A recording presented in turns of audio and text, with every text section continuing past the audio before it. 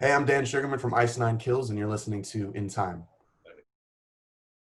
Hi guys, today we're in the company of a technical whiz on guitar and a firm veteran in the metalcore scene, having contributed his work as lead guitarist across various bands, most notably as Blood Runs Black and currently with Ice Nine Kills. Dan Sugarman, how you doing, mate? I'm doing great, guys. Thanks so much for having me. It's wild that we could talk across the pond, so to speak, in real time. It's weird. No, yeah, it's technology seems to baffle us every step of the way somehow. Um, Absolutely, dude. We just gotta keep up somehow. But yeah, man, thanks for the awesome introduction. I'm excited to talk to you guys. no, I mean, yeah, let's just start from the beginning. Like, how'd you get into how'd you get into music? How what age did you start? All of that. Interesting. I Depending on where I want to call like the beginning of my musical career, like technically, when I was in like third grade or some shit. I was obsessed with guitar without knowing what it was. Started a band with my buddy that we both weren't musicians, but we were like third graders, like we're in a fucking band. And we would write like lyrics thinking we were writing songs and shit. And I was definitely obsessed with the idea of being in a band before knowing what it was. Um, and fast forward a couple months, and my parents get me like a really crappy guitar for Hanukkah. And I very specifically remember opening it up out of the box and putting it behind me, like, when you're like ripping through presents and you're just like putting them aside, you're like, get to the next one. My dad walks out of the hallway and steps on the guitar that they just got me and broke it. Oh dear. Oh So, dear.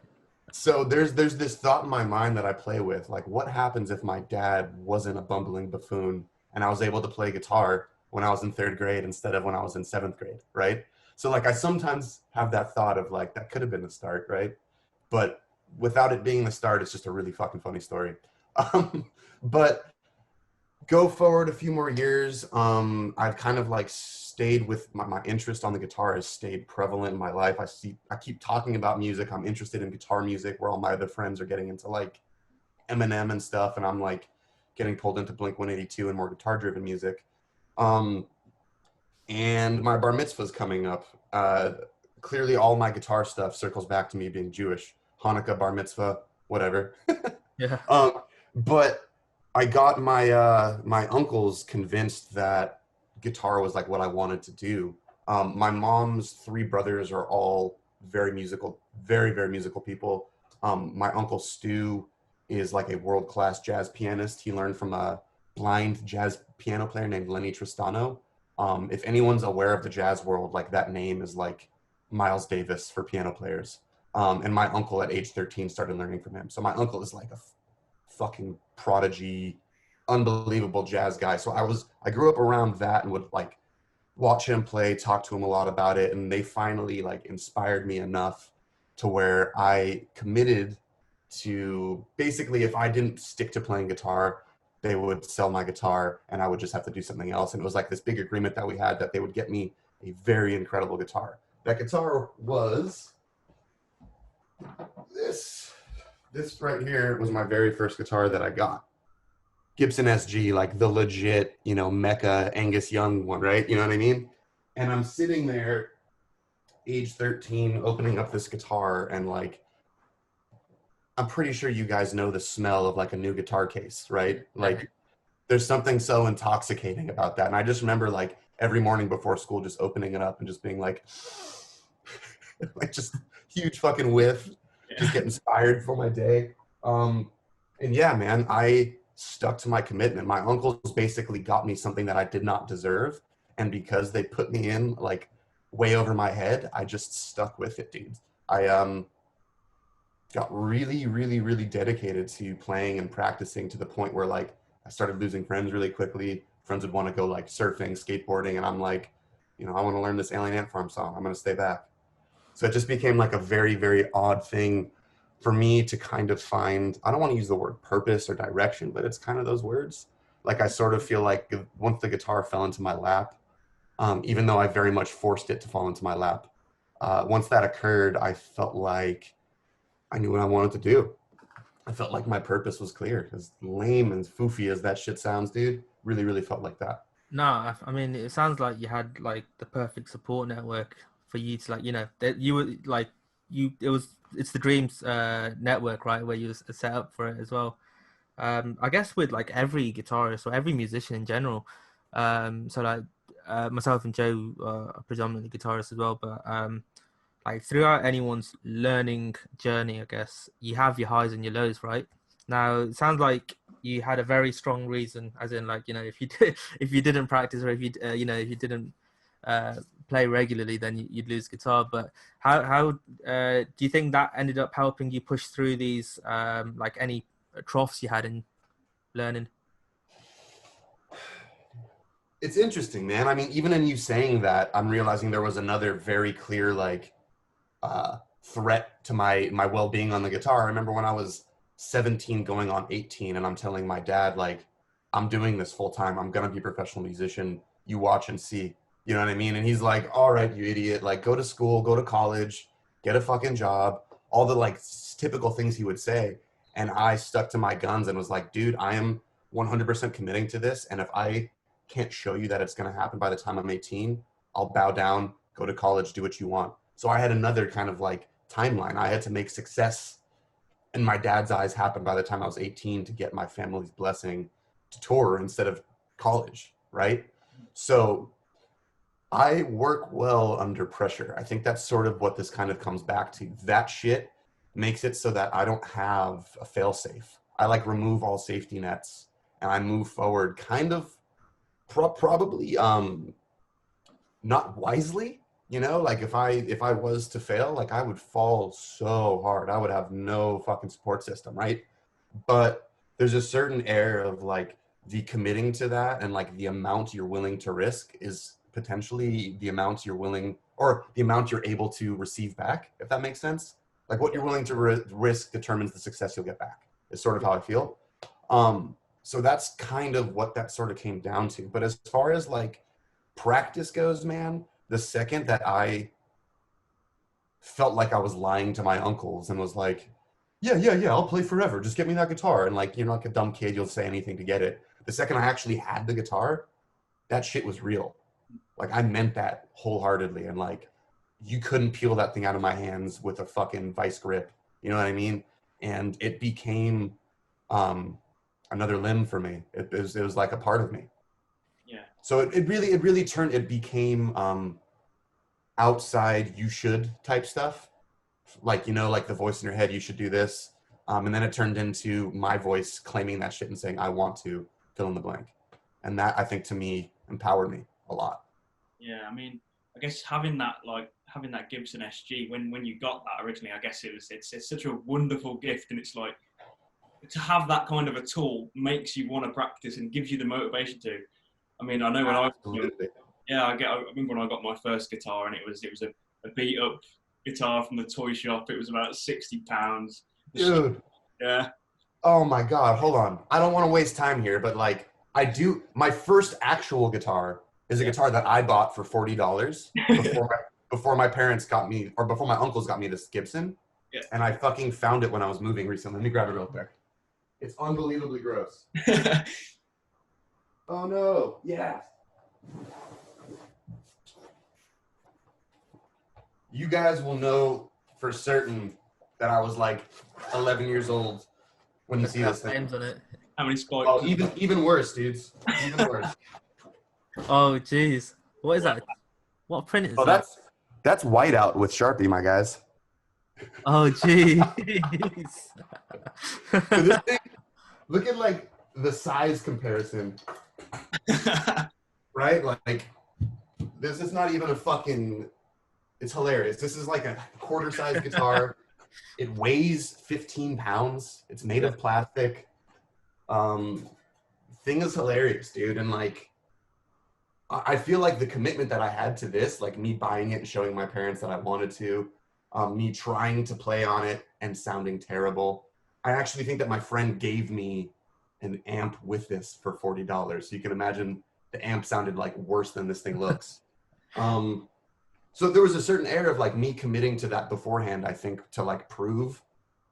Yeah, it was like jumping through some flaming hoops with this thing, man. That's really what it was. It's There There's no flames on it, but it was definitely a flaming hoop I had to jump through. It's completely relatable. I mean, like I said, I think my first guitar was a Behringer S-type guitar. Oh yeah. And like they're not a guitar brand by any means, but they had that available. And I think to prove to my dad that I really was dedicated. I remember him telling me, I think I was about 14, 15, and he said the moment that you can play Sweet Child of Mine all the way through, and I'll buy you a Les Paul. And it took me, I was so young, and it took me so long, and when I finally did it, and he came through, it was like everything changed that moment. I'm so dedicated from then on. Dude, parents, when there's good parent stories, like that shit just warms my heart, dude. Like that is such a cool ass story. Your dad put like a massive roadblock challenge in front of you, knowing that you had to like cut your teeth and like become a man amidst the challenge. You know what I mean? It's just like, that's so dope that he came through on that, man. How old were you when that happened? Yeah, so 14, you said? Yeah, I was about 14 when I had that cheap Behringer guitar, and it was I mean, I've still got the Les Paul here actually. I mean, that was the second guitar, right? Yeah. Oh, So dude, that this thing is what rips. this is what I got. Is that the wine red studio? Yeah, it's from 1994. Ooh, those are sick, man. It's an old one as well, but it's yeah. So that was my little gift for accomplishing that. Worth it. But Amir, what about you? I mean, I don't want to make this I know you guys are I asking me questions, but I'm curious what you have, man. I used to have it's up in the loft. I would have got it in advance actually, but I used to have I've never seen the brand before. I think it's called Cruiser by Crafter or Crafter by Cruiser. Dude. I forgot to show you the same? I forgot to show you the best part of this. It actually, I don't know the name of this company because I whited it out and then I wrote Gibson on it. And then when I got a Gibson, I fucking Sharpied it out because who needs to fake it when you have a real one, right? Yeah, exactly. I feel like this was something like that, dude. Was yours like a? It looks quite similar. I mean, mine was like £30 second hand. So I mean, for it to be a second hand £30 guitar, like when I look at it now, like I just scream at like how I put up with that for so many years. Like the action on it is just so off. It's the neck is bent. One of the pickups don't work and the jack is loose on it. But I played it for like years. I played it for years until I could buy myself a better guitar. Haven't you though, mate? Yeah. Do you guys feel like playing on such pieces of crap and then learning to love it made you stick to it longer?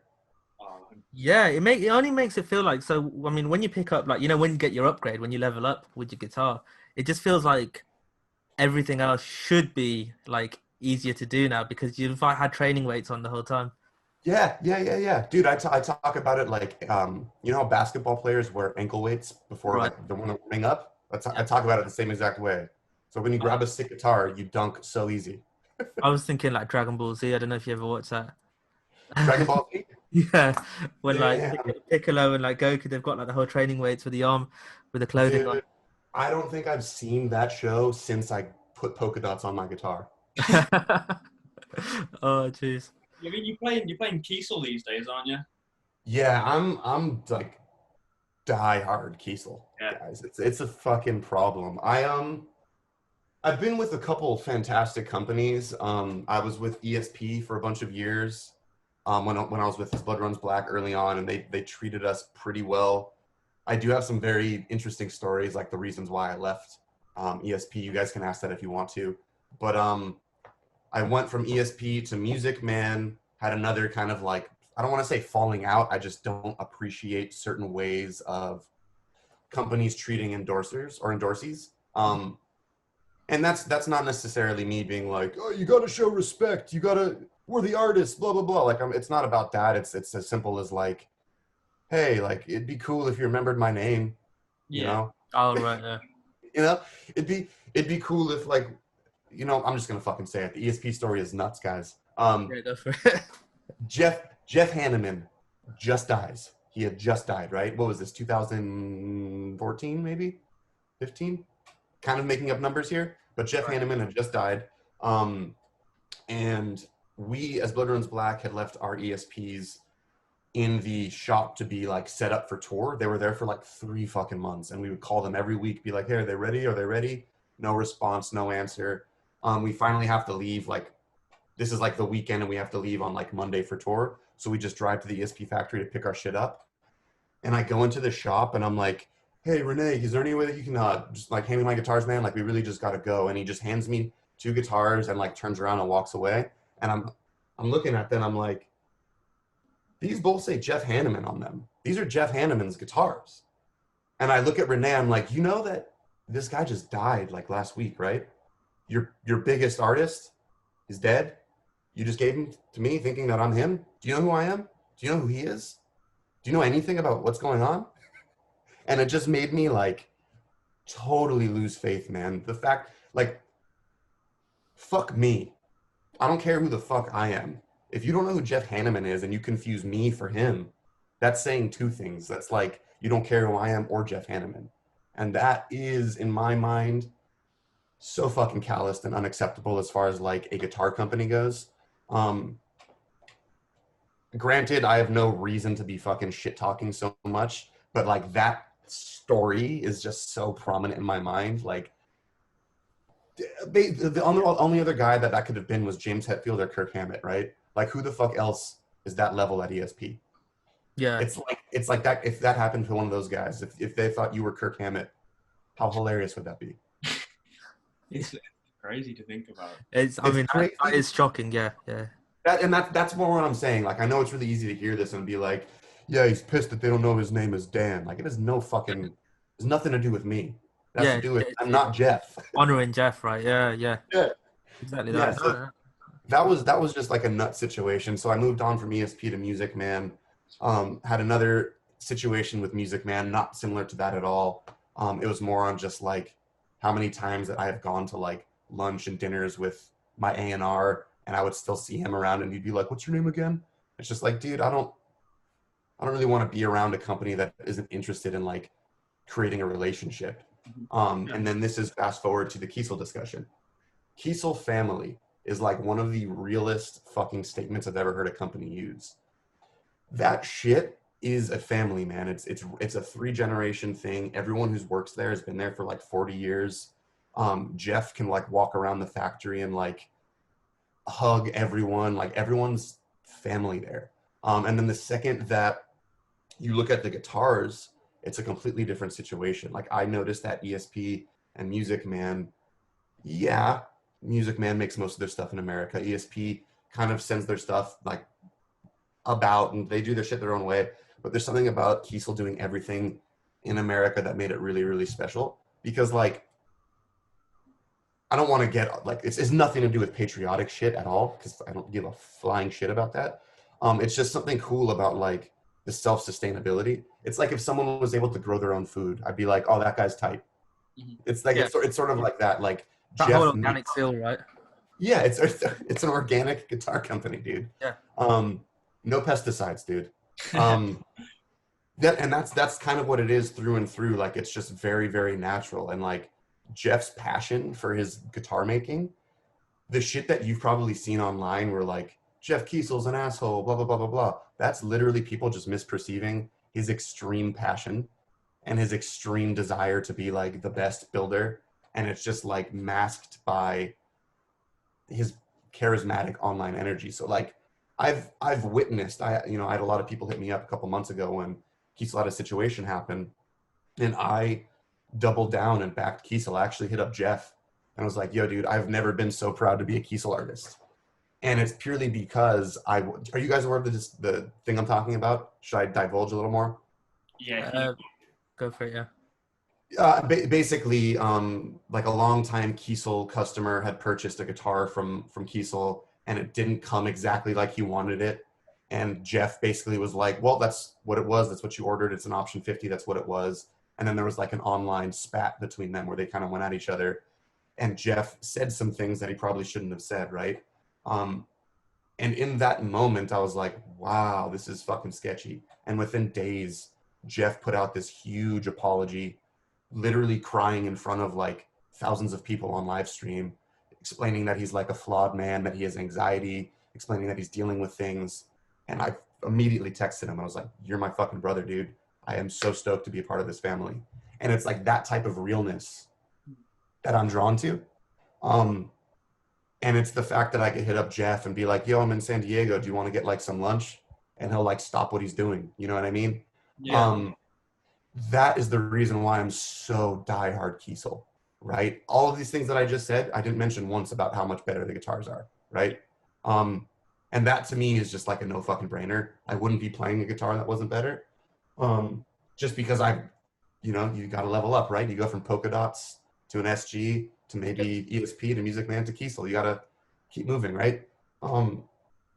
I personally just feel like Kiesel does it right in the sense that it feels a little bit more mom and pop, and I like that. I think that's really what it comes down to, especially in this pandemic shit. Sorry, just in this pandemic shit where like corporations are getting all of the fucking money, and mom and pop, quote unquote, local businesses are getting snuffed out and suffocated. Like I feel like now more than ever, fuck Gibson, go to Kiesel. You know? Yeah, no, I see exactly where you're coming from with that.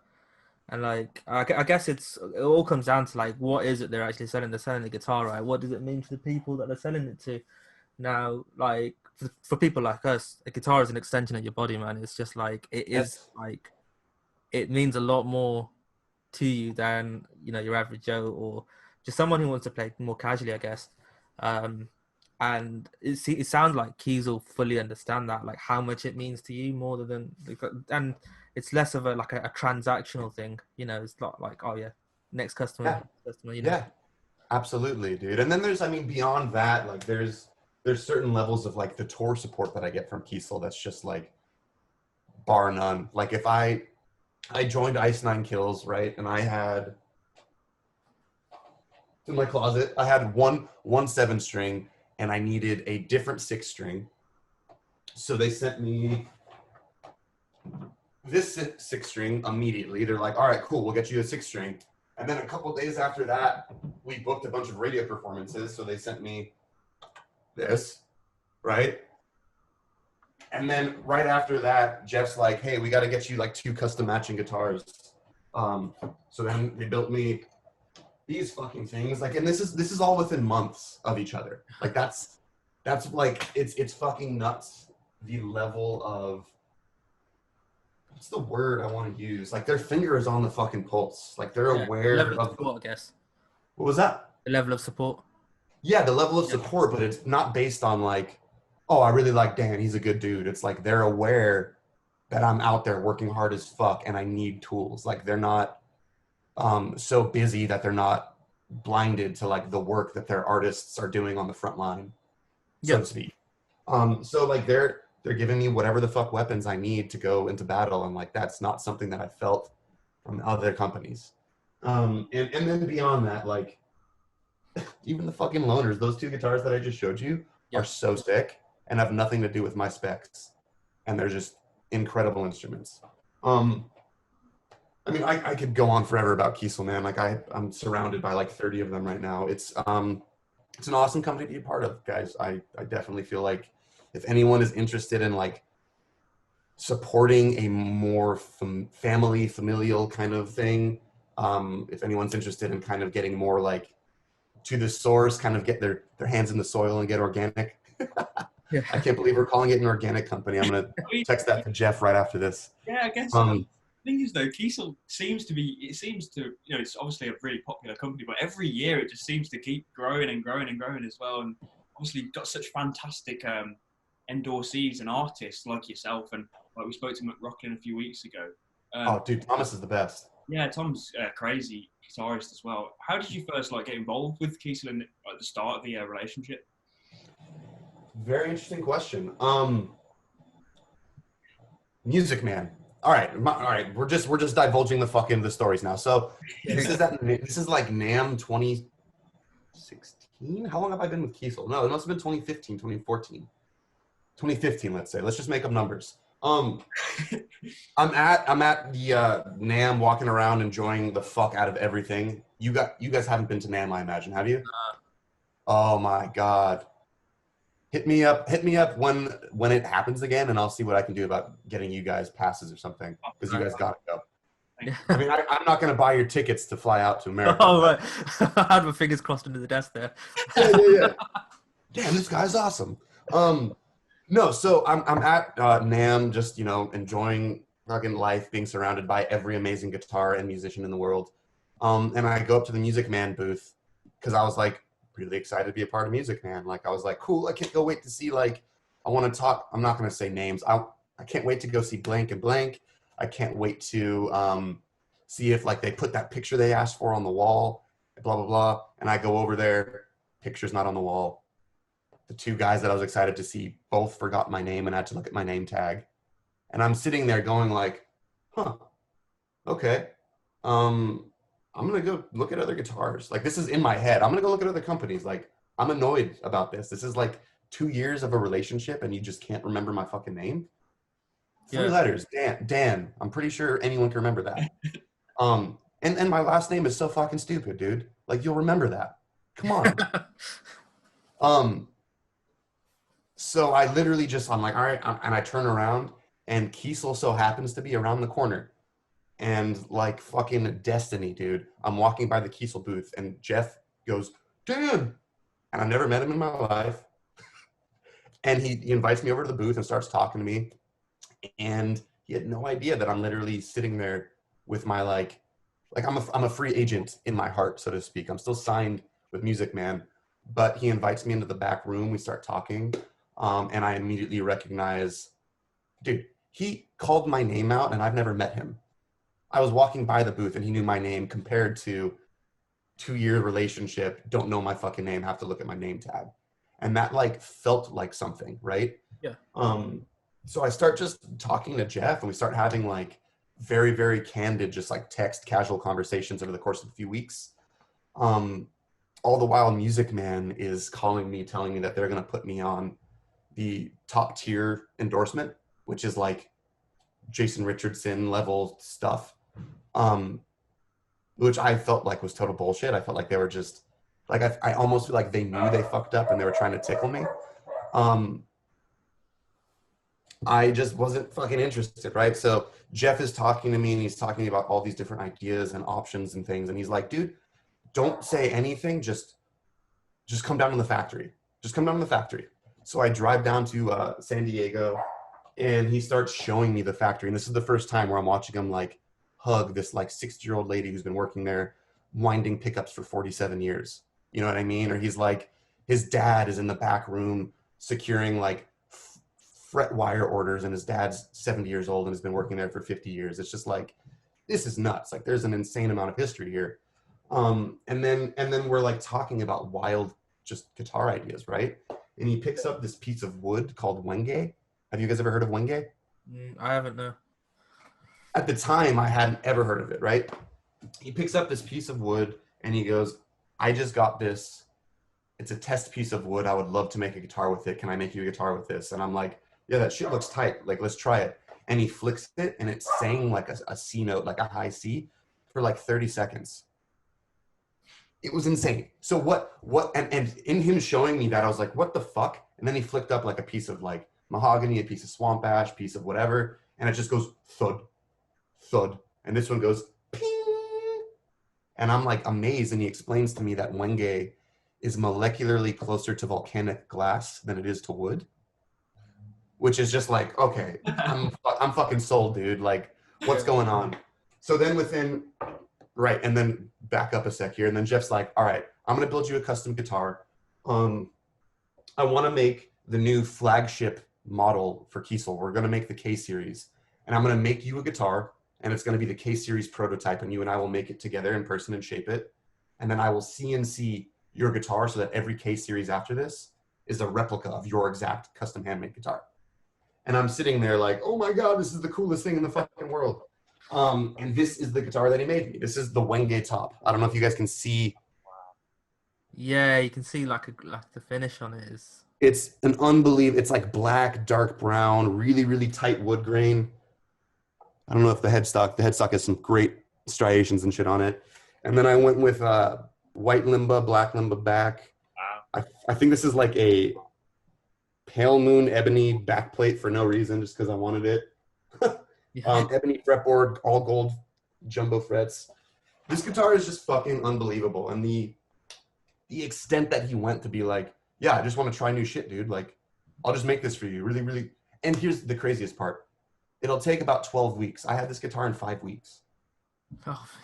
Like he so badly wanted to just get this thing in my hand that I was just like, I'm going with Kiesel. Like no company has ever clamored so hard to like get traction and get momentum going. And granted, this was at the time where they had just become Kiesel. I was like literally the second wave of artists. There was no wave of artists. It was Lee McKinney from Born of Osiris. He was the first artist to sign with them and immediately got a signature model. And then I think I was the next artist from like the metal scene that signed. And then I brought on the entire tech death scene to Kiesel. Like I brought Scott Carstairs over to Kiesel. I brought Justin McKinney over to Kiesel, which brought Arch Spire over to Kiesel. And that kind of like opened up the door for that whole thing. It's been really, really fucking cool to watch them grow, guys. Like, and also taking a step back too, this thing was supposed to be the K series prototype, like I mentioned. Right. Jeff is never satisfied. So after he made this, he was like, yeah, this guitar's dope. A few weeks later, he hits me up. He's like, hey, I made a completely different body shape. This is the K series now. So it's like this wound up just being a one-of-a-kind handmade guitar that no one can ever get like this. But arguably what it became is the DC Bevel, which is one of the models available. But yeah, like it's just been an unbelievable whirlwind of just like experiments and then being willing to try shit and me being impressed as fuck every time on the end, right? It's been cool. I mean, that's one of the things you mentioned as well, how you sort of introduced it to the whole tech metal scene, like, and you know, based on the Gibson as well. I'm assuming you always had like a tendency towards like the heavier side of music. Was that like, did you end up going through like loads of different genres before you landed on tech metal? Or were you always like tech metal or die? It's interesting, dude. I actually feel like recently in my life, I'm going full circle to where I know that I'm going to end up listening to like, not only listening, probably playing shit like Bob Marley and Rolling Stones as I'm older. Because I see like where I started and then where I went, I see me slowly like reverting back to where I was. But let me explain. So I started with like Bob Dylan, Led Zeppelin, fucking Jimi Hendrix. Jimmy Page from Zeppelin was huge for me. Honestly, Jimmy's. I like Jimmy's. I'm a fan of any Jimmy guitar player. Jimmy Vaughn, love him. I went from like this classic rock, basic, you know, and also this is when I was like 13, 12. This was when everyone was into classic rock. Everyone was like growing their hair out and was wearing like Rolling Stones shirts from Target and shit. Do you guys remember that? Was that a thing in the UK or was that an American thing? I think it's like a generational thing. I mean, like Joe's a little bit younger than me, but I mean, so I just for record, I'm 24. Joe's like 19 or something. So like, I think I sort of caught glimpses of that growing up. Yeah. And like I feel like music itself is on cycles. Yeah. My mind is actually blowing right now having this realization. Music, I think, is on cycles to where like the 60s were cool, the 70s were cool, the 80s were cool, the 90s were cool, then 2000s, and then there's no other music that's created. All we've done is we've just cycled back to where like the 70s were reimagined, and then the 80s were reimagined when like Muse got big. Now the 90s are big again with bands like Neck Deep and all these like fucking throwback kind of 90s shoegaze kind of things, and we're already getting back into screamo and metalcore. We're already back into the early 2000s. Like Refused just came back. That's proof that like we're in early 2000s. I think there's this 20-year cycle that we're like ahead of and always reverting back into. But as far as my own shit goes, and I literally have goosebumps realizing this right now. It's really fucking weird. In realizing that, I went from like shitty dickhead classic rock, whatever I was told that was cool by my dad, and then I found like Avenged Sevenfold, right? Yeah. And then I was like, oh, whoa, dude, what the fuck? Screaming, riffs, harmonized leads, harmonic minor, fucking solos, whammy bars, fucking dark imagery. Like, are you kidding me? This is the coolest shit ever. A skull with bat wings? Like, are you? And as like a 14-year-old kid, like that shit is so tight. looking back now, I can wholeheartedly agree that it was tight. No, I'm kidding. I should have so lame. But so like Avenged Sevenfold, and then like immediately it was like, all right, this shit is really fucking lame. Lamb of God. Oh, the Lamb of God. Fuck. Actually, sorry, I bypassed something here. It was like classic rock, and then I found like Megadeth, Iron Maiden, Metallica, like early heavy metal stuff, and I kind of feel like this is everyone's sort of like first base with metal. I don't feel like people start with modern shit, but also I'm 29 and I don't know what's going on currently. But so my shift was like classic rock, heavy metal to like metalcore, and then I realized very soon that metalcore was not cool. Like immediately it was like, all right, this is like the lame version of metal. I want to get into like the real shit. I want to have a fucking ponytail and I want to wear cut off sleeves. You know what I mean? So then I started getting into like Lamb of God, and then immediately was like, it's fucking boring. These guys are not that good, but I like the energy. And then I discovered this band called Decapitated. And then I discovered a band called The Faceless. And then I discovered a band called Surreption. Then I discovered a band called Aeon. Like I could go on and on with like different just tech death bands that I found, but the slow progression of me being like, all right, I like this style of music, classic. It's not hard enough. I'm gonna go heavy metal. That's a little bit too much for my dad. Let me go like modern metalcore. That's a little bit too like modern. Like everyone's listening to that. Let me get a little scarier and more niche. And it's just like slowly just getting more and more extreme to the point where like I was doing this. I was diehard tech death guy. My band Fallen Figure was a very, very, very extreme technical death metal band. And I was at the point where like we were gonna sign with Metal Blade Records. We had a whole thing, a movement going, like it was legitimized. And then I was asked to join as Blood Runs Black, and I just fucked myself and was like, yeah, I'm gonna go to the majors. And instead of just like committing to seeing my dream through, I just like got fucking sucked up to the majors.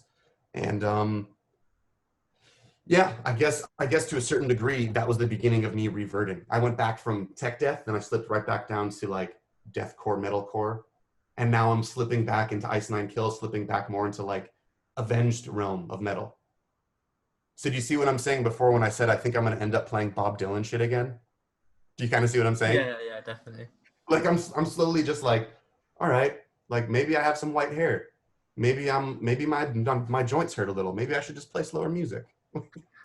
Like I don't know what's happening subconsciously, but I totally recognize that like I'm just getting less and less extreme. But simultaneously, I should say, my solo album is the most fucking extreme shit I've ever done, and I'm continuing to do that. So like I have these two very different mindsets where I'm like Ice Nine Kills consciousness, writing for horror fans, for 13-year-olds who want to learn how to play guitar, writing for like we're a gateway band, Ice Nine Kills.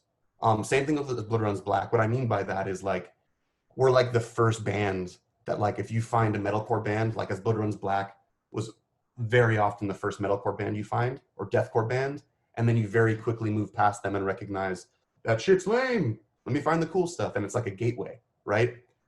Ice Nine is very much like that, and you could tell too when you look up guitar covers by either of these bands. What's the age group you're mostly seeing? Yeah. It's a really, really interesting demographic and also marketing ploy.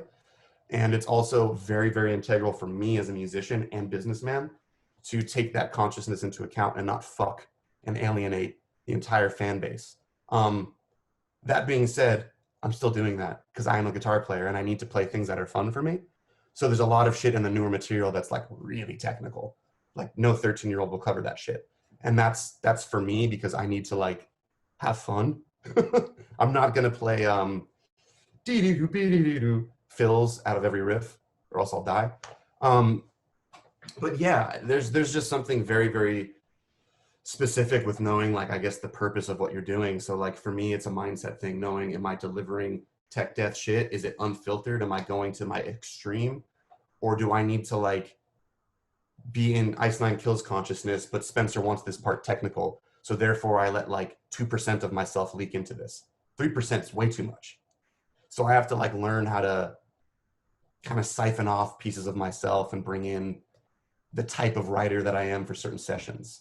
I know I'm not answering your question specifically, but does this kind of make sense what I'm saying? Yeah, for sure. I guess, you know, having the solo material as well allows you to just express everything that you need to. Yes. Dude, because if music is as simple as just being a fucking outlet, Mhm. which let's be honest with each other, like that's what it is. We all do it because we need to do it, right? I'm not doing it because like I was hoping one day I would get to talk to Joe and Amir on a podcast. This is just a byproduct. That's dope, you know? But my purpose is like I have shit I need to say. Um that's really what it comes down to, I guess, is learning. It's an audience thing, right? Like whenever I would like my dad, whenever I'd have like a shitty joke and I'd say it like at the dinner table, my dad would be like, check your audience, check your audience. So it's a really similar concept. Me bringing that mindset in when I'm like writing for music, I'm delivering something specific to an audience and I have to tailor to that regardless of my desires, wants, and needs. Right. So there's something really, really medicinal about having a solo thing to just get my shit out and not feel suppressed or like pressed down or like I can't do what I need to do or say what I need to say. Because, dude, just hit record in another session and I'm fucking good, right? I mean, it makes complete sense. You know what I mean? You've got Ice Nine Kills, which is obviously a really big, popular band. But like you said, it's a gateway project. But it's a gateway band for new fans to listen to, and for you to be able to just record whatever you like, not have to worry about anything at all, release, and it's there for anyone to listen to it. It's great. It's great for you, and it's great for people that are fans of it. I guess though, like talking about more along the lines of like Ice Nine Kills, etc. When touring with those bands, do you ever find yourself slipping into old habits? You know, when you've got maybe like a solo or anything, do you ever find yourself going back into the old tech death techniques? And Oh yeah, dude. Yeah. I'm fucking very, very privileged that Spencer recognizes me as like a guitar player and he's not killing that in me. So there's a lot of times where he's just like, oh dude, like the solo, just play the opening line and then just improvise. I don't give a fuck. I just want to hear that, like people just want to hear that beginning line because they'll know it's the solo and then do whatever. So like I have on our headliner, which was like an hour and a half set, mind you, my world comes from like 20 to 40-minute set of like go balls out. This is twice as fucking long. Oh my god, guys! Like the amount of training that I had to do for myself to get my body and like voice prepared for that type of performance is fucking insane. But regardless of that, in that on that tour, I had like 2 or 3 spots that it was just full on improvised. Like I could do whatever I wanted every night. And then beyond that, like I'm adding fills that I'm not supposed to add. I'm like having fun and doing like stupid dive bombs because I'm a shitty guitar player, you know, and it's live and I have to have fun. If there's not a dive bomb in every song, then I didn't do my job. You know what I'm saying? It's pretty simple. it is pretty simple. I mean, it's all about having fun, really. And when you're playing on stage in front of hundreds and hundreds of, even thousands of people, all they want to see is you having fun. So yeah, dude, and that's one of like the biggest things that I've learned in Ice Nine Kills specifically, and I actually got that lesson a little bit prior to this in like 2016. People just want to be entertained, dude. Like I had this very, very specific memory. At NAMM in 2016, I played this show called The Guitar Collective. It was like me, Angel Vivaldi, Covet, Neely Broche, James Norbert Ivani, and Felix Martin. It was like just guitar fest. It was a fucking insane show. I got to perform a bunch of my solo material for the first time live, which was just like unreal for me. I very specifically remember like crying while I was performing, just because it's such a fucking surreal thing to actually like live. It's one thing to document and journal like the shit that you've written, but to actually like recite it to an audience is totally fucking different. But regardless of that, at this show, I was invited to do my guest solo for Crystal Planet with Angel Vivaldi. It's a Joe Satriani song. I don't know if you guys have heard of it, but he invited me up to play the whole song, and I'm like, fuck yeah, let's do it.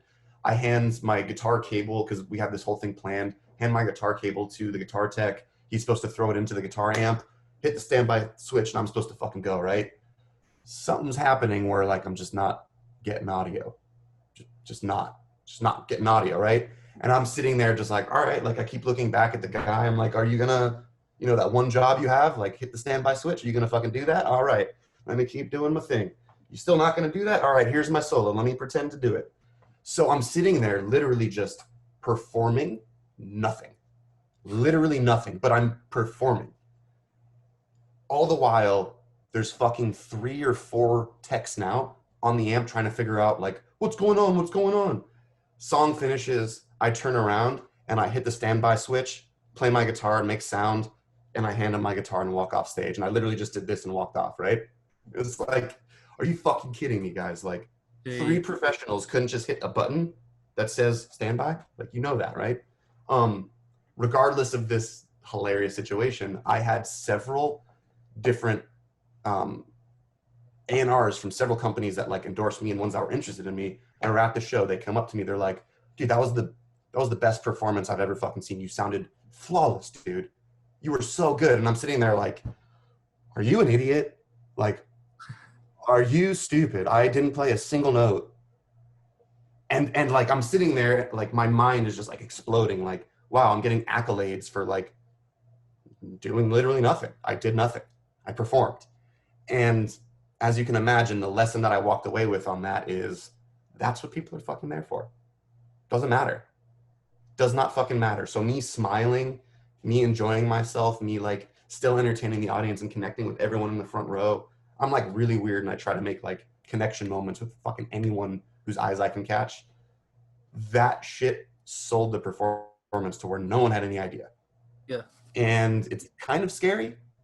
It's kind of like, oh, well, like, so that's what Katy Perry does. Like, that's what Jessica Simpson does. Like, it's kind of scary. But when you look at it as far as like the audience psychology, they're there to enjoy it. And if I can make that happen and then also do my job and deliver notes, I'm fucking gold. So that's shifted my entire fucking perspective to where performance, connecting with people, entertaining, having fun, being fun to be around, like all that shit, that's become my focus. And then the byproduct of me just being on stage is like, if I don't fucking play every note perfectly, then I'm an idiot and I'm going to do it better tomorrow. And I'm just aware of that. But you're not going to know that I fucked up because I'm going to smile. I'm going to laugh. I'm going to go fucking kick Spencer in the ass as I walk by him. I'm going to try to trip Ricky. Like whatever the fuck I messed up on, you're not going to know what happened because we're all having fun. So to a certain degree, none of that shit matters. And I think there's something really, really interesting to be said about just like that, the audience psychology of shit. And again, it's scary. That's definitely some black magic shit, right? Yeah. No, it really I mean, is. It really is. Yeah, I guess like that's the whole thing with a gig, right? Like you go for an experience. You're not. I mean, if you wanted to hear the song, just play it on record or whatever. But you're there to live it. And if it doesn't go according to plan, maybe that just makes it all the more unique. Because I mean, it's probably going to go perfectly all the other gig dates, and but those particular gigs do stand out in that way. Yeah, dude, it feels a little bit to me like a magician's sleight of hand. Like there's all of this shit going on visually to where like the detail work of the oral is masked. You're focusing on the hands moving over here while like I just put the ball in my pocket and you didn't know. Do you know what I mean? Yeah. There's I mean, it's weird. Myself and Joe were talking about it yesterday. Joe, what was that phrase? We were talking about Adam Neely mentioned it about repeating a mistake no longer makes it a mistake or something. Yeah, repetition legitimizes. Oh, so I forgot to mention that. That's another thing that I do. That thing, it's very ironic. I've been doing that for like probably close to a decade since which is nuts to say, dude. I've been touring professionally for a decade, which makes me sound so fucking old.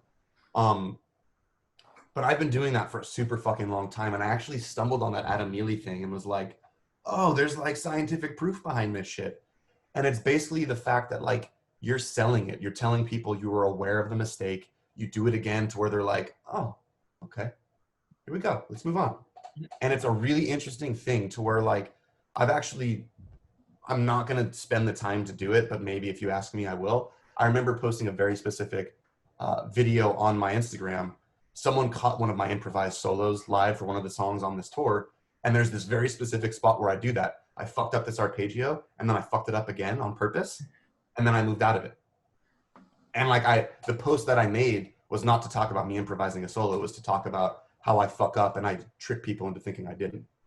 And like, it's really fucking interesting, man. It's more black magic, dude. Sleight of hand.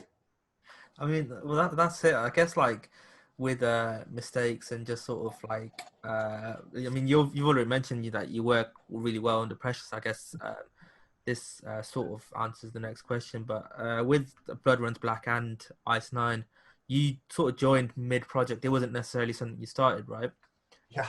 That's, I mean, how's that as an experience compared to like having projects which you've either started and like you come in as lead on both of them, right? Yeah.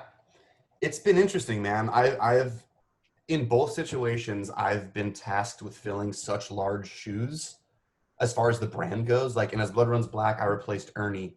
Ernie was like as legendary as Lech was, the drummer. Like, he had just as much of a following, and like people assumed that he was like the main writer. Discovered much later by a lot of people that wasn't the case. Lech, the drummer, was the main head writer of a lot of the stuff. But like those shoes to fill were insane, right? And then I had the same thing with JD, like in Ice Nine Kills. JD is revered as like the reason Ice Nine sounds like Ice Nine, which again is not true. Um, it's been interesting, man. The thing that I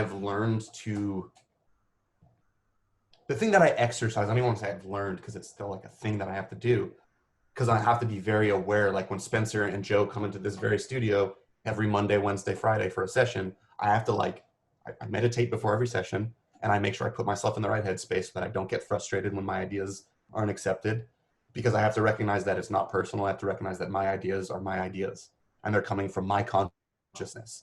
Yeah. I have to shift and filter my ideas into Ice Nine consciousness for it to work for Ice Nine. So in other words, the way that I think about this is I have my own thing, my solo music. That's my consciousness, my bubble. Consciousness is the word that I use. So that when I shift into As Blood Runs Black, it's not Lech, it's not Nick, it's not Greg, it's not Chris. It's As Blood Runs Black consciousness. So when I slip into that, I have to learn how to use ABRB lingo, ABRB rhythm, ABRB textures and colors, ABRB style and feel and ambience and all that shit. It's a consciousness. So as a guitar player, as a session guitar player, as a writer, as an obsession with music, I crack that shit the fuck open. I peel the hood back and I'm like, why this? Why that? Why are these songs the big ones? Why do these ones not do well? What is the chord movements in these choruses that make these so fucking big? And then I can determine this is an As Blood Runs Black move. This is an Ice Nine Kills move. And then it allows me to use those as tools. It's really what it is.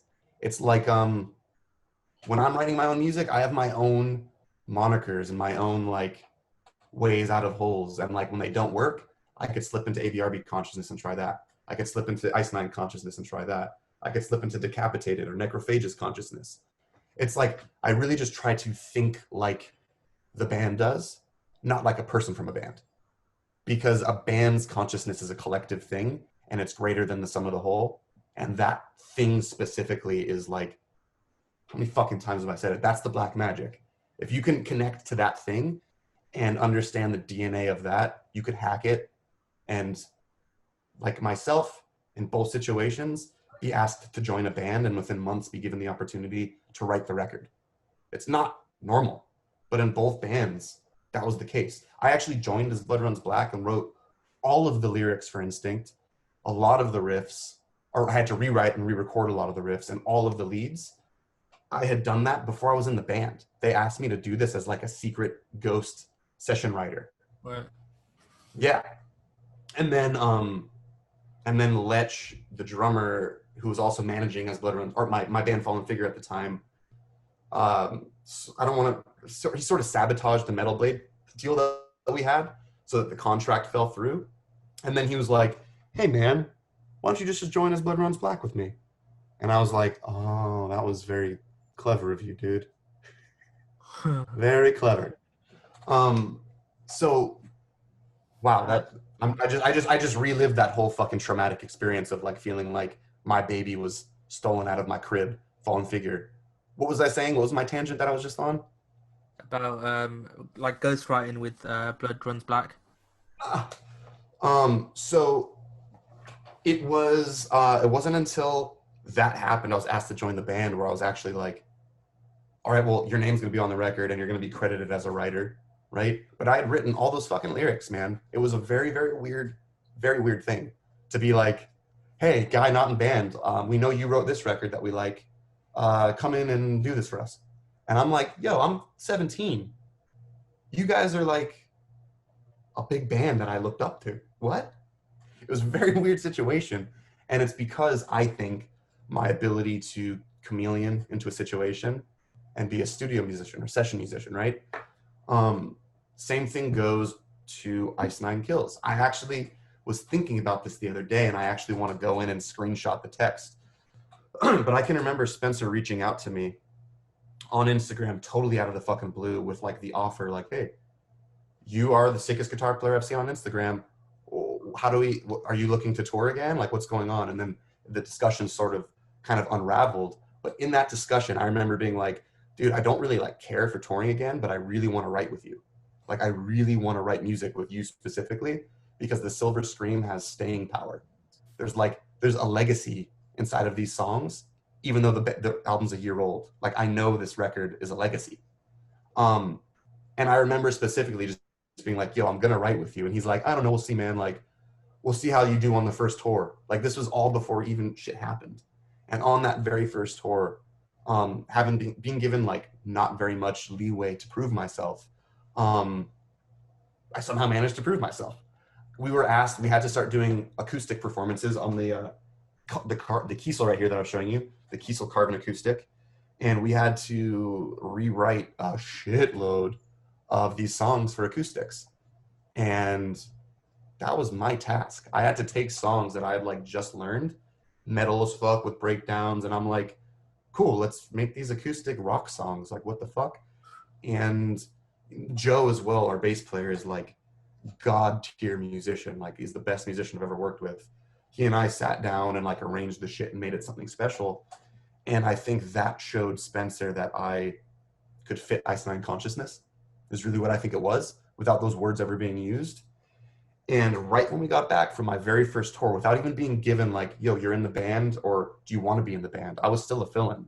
Spencer invites me to start writing a song with him. And I'm like, really? All right, dude. So I go to his house and we start writing Your Numbers Up together. And that was the first song that we had written together. And it became the first single that was released for the Final Cut Silver Scream. So effectively, on a record that came out that I had heard of, I was a fan of this band. I was then injected into the band and then given the opportunity to be on the re-release with bonuses. So like, I'm actually attached to the Silver Scream. So I have Your Numbers Up, which I wrote. I also did the Thriller cover, which I arranged with Spencer and Joe. And then I did like some fucking ridiculous solo on it. Spencer was like, remember how Eddie Van Halen did the Bad solo? Like, we want that, but like this. So I was like, all right, so you just want me to like helicopter my dick for 30 seconds?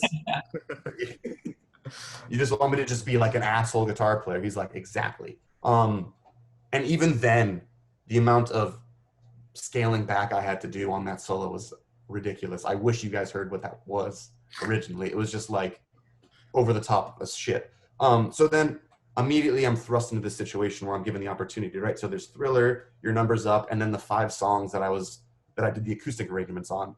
So automatically I got 7 fucking credits on this re-release of a record that I was like a fan of.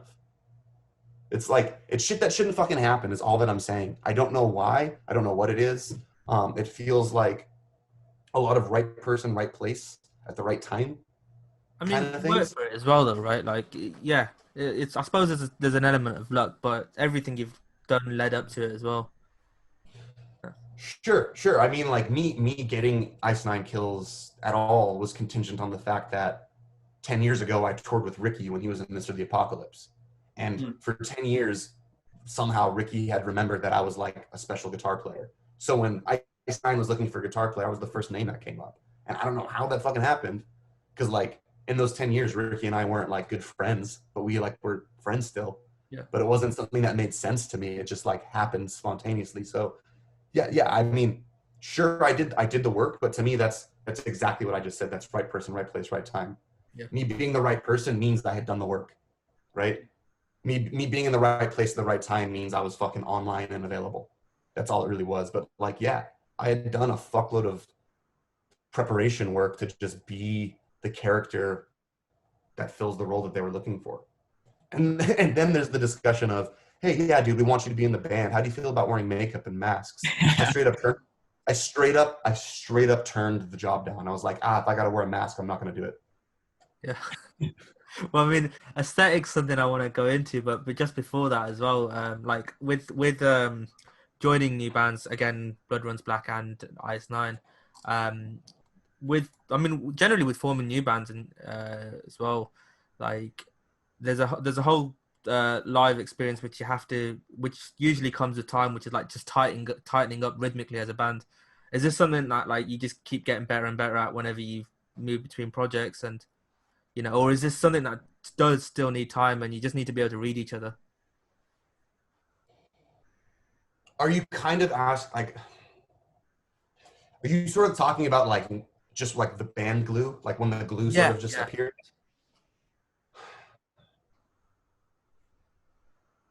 Interesting. Um, right person, right place, right time, I think removes shitty glue. right.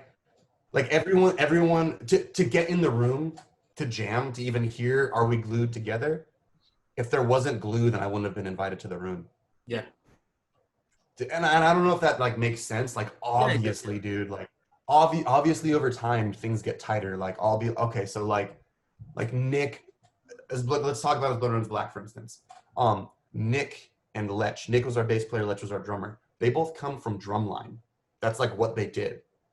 So their rhythmic inclinations fucking spot on, like the tightest fucking rhythm you can imagine. If they wanted dig the bat, dig the bat, dig the bat, if I wasn't like tight as shit with that, everything is garbage, right? Yeah, yeah, Um, and then over time, it was kind of interesting, and I think it kind of came from me, ironically, because I came from like a more like sludge, slow. I want like heavy, gross.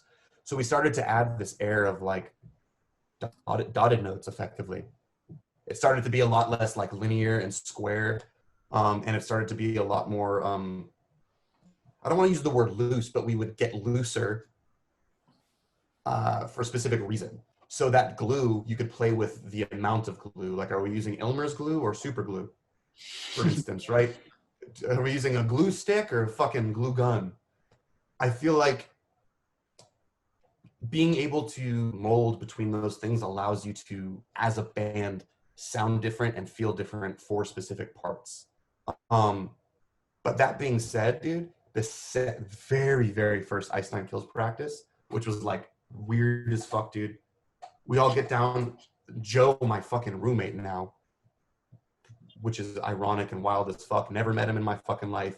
I fly to Boston to start rehearsing for the first 3-month tour for a band that I've never fucking met these guys. Joe picks me up. We go to his house to start building out the rehearsal space in his fucking basement in Boston, right? Or in Reading. And like slowly the dudes are just like piling in and I'm like, all right, what's up? I'm Dan. Like, nice to meet you. You know what I mean? And the second we start playing, the glue was there. The second we started, Joe has never played with them either. That was his first practice with them. He was the new bass player. That was my first time playing guitar with them. And the fact that me, Patrick, and Joe glued immediately, I think says more about I think it says more about our past band experiences than it does about being good. Like we know how to just like in playing, like I probably subconsciously was like, all right, Pat likes to be a little bit more lag beat. His breakdowns are a little bit more on the back of the beat. His fills are really fucking tight and he's on top of it. Like all these like little things that I'm catching, I'm just putting together really quickly to form really quick judgments on how I need to operate properly. And I'm certain that Joe is doing the same thing because he's been in a bunch of bands that have done great things. So I think it comes down to like just knowing how to get to the glue point. If that makes any sense, I don't really. No, I think that makes sense, and I suppose a big part of that, which you also mentioned, comes down to like experience. Like you're all at the right level of experience. Like you know what to look out for and what to listen for, to properly prep for that session or whatever. Yeah. We all walked into the room a little bit sticky. Yeah. You know what I mean? Like Yeah. Well, I think that's basically going to get clipped up. Yeah. walked in a little bit sticky. Out of context, yeah. Yeah, it's gonna, and then you flash Ben Stiller with jizz hanging from his ear. Yeah, that's something about Mary. Oh, jeez. We all a little bit sticky. Yeah. That's not glue. Is that, what's that? That hair gel? Yeah. Yeah. Yeah, dude, that's a very fucking good question. I've never actually thought about that. I think it's something like it's like an innate thing. It's like feel. How do you make a note feel? Yeah. Fuck, you do. I guess that sort of speaks waves about like development as a musician as well. Where like for me that was like a thought for me. It's just like playing live has to be tight, has to be tight, has to be tight. But for you, it's just like it's there. It's everyone. You've got that trust in everyone. Dude, Yeah. dude, like it's the consciousness thing, man. Like it's that glue is like the band is a living organism, and I think it's like having faith in the fact that like it's gonna self-correct. Yeah. Like if this fucking one dude is like cancerous, you know that your body successfully fights off cancer every night, right? Like that legitimately happens. Your body goes through something called apoptosis every day, and you successfully fight off cancer. Okay. So in other words, you're not going to sleep every night being like, no cancer. It's not something that you're like putting effort into. It just fucking happens, right? So the living organism of the band, my drummer having a shitty week and getting drunk all the time and then coming to practice and playing like shit, he brought a little bit of cancer into the fucking night. But I know when I go to sleep, it fucking heals itself. Because I know that the work has been done. I know that right person, right place, right time already occurred. And yeah, it's a little bit of faith. And it's also just a little bit of just that apoptosis thing that I just said is actually like a really helpful concept. And it's when you don't successfully have apoptosis that you wake up with fucking cancer, right? And then you have to, sorry, Jeff, like you're an alcoholic, your drum's really shitty, we got to get a new guy. Like it's the same, it's not that different, you know what I mean? Yeah, no, I think it is. Yeah, dude. Well, here's another clip. Being in a band is like cancer. Oh no! This is hi everyone, and welcome to the Dan Sugarman cancellation party. Yes. But like, the metaphor fucking works. That's yeah, so annoying. I know exactly what you mean. No, it's 100%. If one person's not on point, it can ruin the entire experience. It's quite a selfish thing for them as well to not realize that like a whole band environment is completely different to it's you got to bring yourself forward with the mindset that you're playing with other people. You're not the only person in that room or on that stage. So my mind is always like looking for takeaways, right? And I'm actually in the process of developing my podcast right now. Okay. Similar sort of conversations to this, but it's all built on like getting a takeaway on it. So like my mind is like, well, all right, if I was sitting listening to this and I'm being told that like you just have the glue or you don't, like that sucks. What do you do to develop the glue? My mind is immediately like, there's a reason why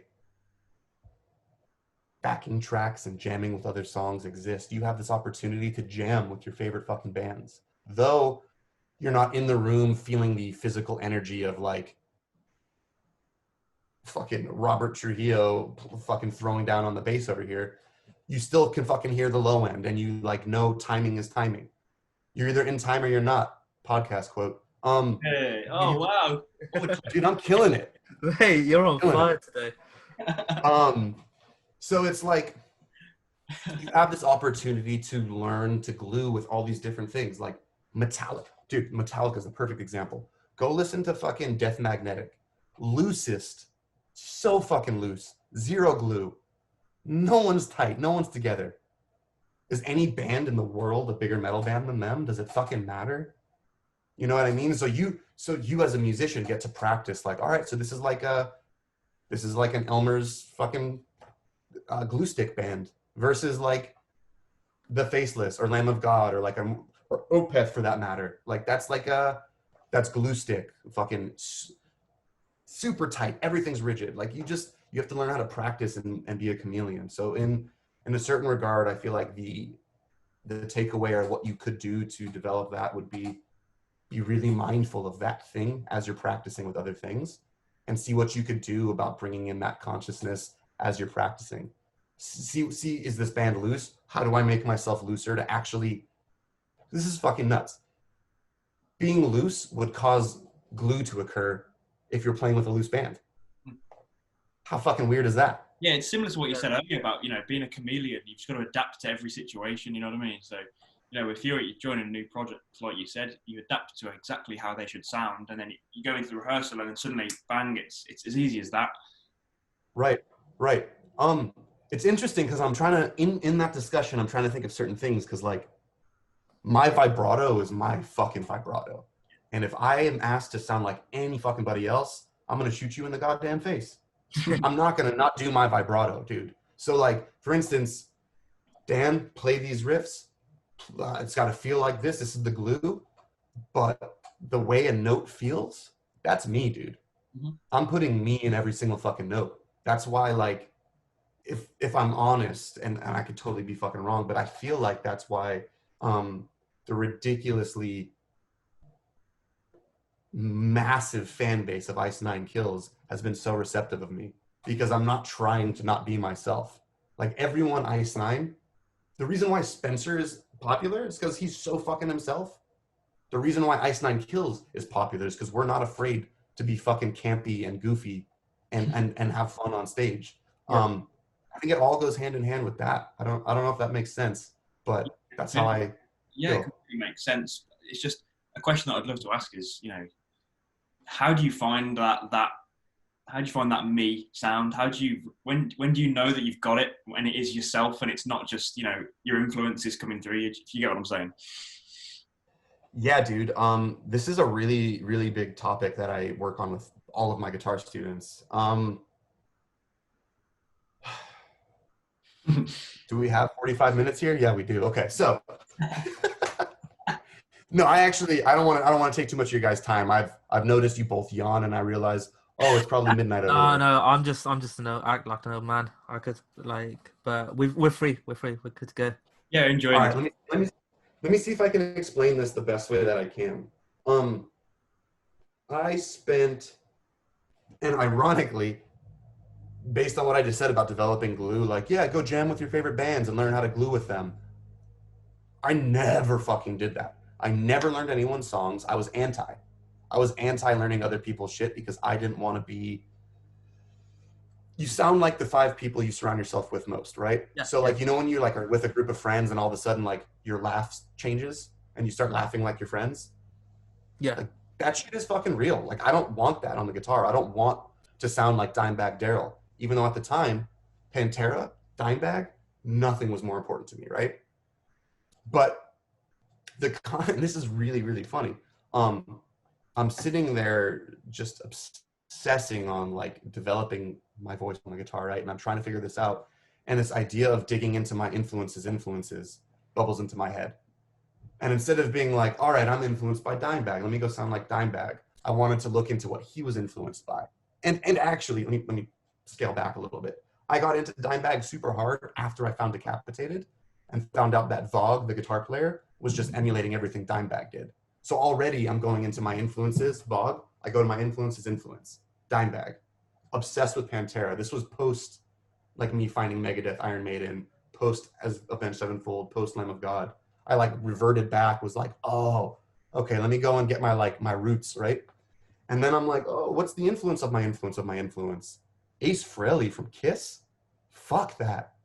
It sucks, right? So like immediately I hit a wall and I'm like, oh, okay, so that thought, you can't just like, when you can ask the question why over and over again to like get deeper thoughts and answers?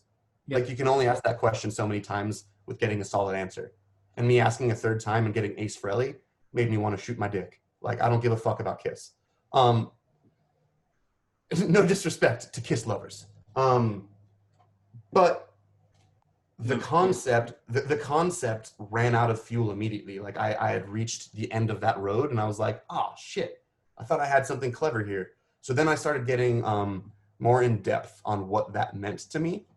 And I started developing this thing that I now call musical DNA, which is something that I do with all of my students. Effectively, list. So I would write down, and this is the first thing that I did for myself, and it was a very extensive thing. I got to find the binder to show you guys because it's kind of scary how deep I went. But I wrote down every genre that I bled. This isn't the shit that I like. It's the shit that I bleed. If you cut me open, like what fucking comes out of me, right? Yeah. So it's things like metal, heavy metal, metalcore, death metal, tech death, alternative rock, 90s, on and on and on. And I'm obviously like, country, fuck you, burn in hell. Trap rap, die please. Like there's all these things that I'm clearly like, I'm able to see like there's nothing from that I'm interested in, right? And just by looking at it really objectively instead of subjectively, I'm getting a list of like my musical DNA, right? The genres that I fucking bleed. And then I'm like, all right, cool. Let me go in now and list at least 3 bands from each one of those genres that I bleed. And then in doing so, if I couldn't get 3 bands, then that genre wasn't important to me, right? So it's immediately doing this thing where it's working out, it's weeding things out for me, self-sustaining sort of system, right? So I'm getting all these bands and I'm like, all right, yeah, cool. What are my favorite guitar players from these bands? And immediately I'm like, oh, well, this guitar player is dope. I don't give a fuck about this guy, but I love that band. Why do I like that band? Oh, it's the drummer and the bass player, not even the guitar player. Thought for later. So then I'm going in and I'm determining what it is that I like about every guitar player from these bands. Like this guy is like really fluid and smooth in his vibrato and he's raw and emotional. This guy is aggressive, technical, and is able to like speak his mind. And I'm sitting there and really honing in on exactly what it is about those guitar players that I love. Instead of just being like, I love that guitar player. It's a fucking vapid statement that means nothing and I can do nothing with that tool. Why do I love them? What do I like about them? And then I go deeper, right? When I realize I don't give a fuck about these guitar players, but that drummer and bass player, wow. So then I created non-guitar player category. That's past guitar players. I go non-guitar players. That's like Naveen Copperweiss from Animosity and shit like that. Like unbelievable creative drummer. Evan Brewer from the same band, bass player, unbelievable. Victor Wooten, oh my God. Miles Davis, Thelonious Monk, John Coltrane, Ravi Shankar. Like what the fuck? Did you just say sitar? Like already my mind is like, oh shit, like this is not about guitar. It's not about that at all. And then I go in and I determine what is it I like about them. Naveen Copperweiss, endlessly creative, never will do the same thing twice. Evan Brewer, fucking flawless rhythm and so tight. Like that, when I think of glue, I think of Evan Brewer and Naveen Copperweiss specifically, which is ironic, but that's like, to me, that's like the metal glue duo of our lifetime. Miles Davis, the fluidity, the chromatic approach to notes. Thelonious Monk, minor seconds, fucked up harmony. Like I'm determining what it is about all these players that I like specifically. And then I'm like, oh, fuck, vocalists. Like that's a whole other fucking category. Let's go deeper. Already I could see you guys are like, where's he fucking going with this? This is taking 10 minutes. Oh, love it. Keep going. I think I've got an idea. The moment you mentioned Thelonious Monk, I was like, oh. Right. So check this. And honestly, by the time that I finish this statement, you're going to go, oh, that's what Dan sounds like on guitar, but like, here's the words for it. So check this out. Then I go to vocalists and I'm like, well, Maynard, Keenan, John Coltrane, Miles Davis, Thelonious Monk, John Coltrane, Evan Brewer, fucking flawless rhythm and so tight. Like that, when I think of glue, I think of Evan Brewer and Naveen Copperweiss specifically, which is ironic, but that's like, to me, that's like the metal glue duo of our lifetime. Miles Davis, the fluidity, the chromatic approach to notes. Thelonious Monk, minor seconds, fucked up harmony. Like I'm determining what it is about all these players that I like specifically. And then I'm like, oh, fuck, vocalists. Like that's from fucking Tool and A Perfect Circle. Like in just saying his name, my whole body just got like goosebumps. Like I don't know what that is. I don't know why, but there's something that motherfucker does that just like speaks to my soul.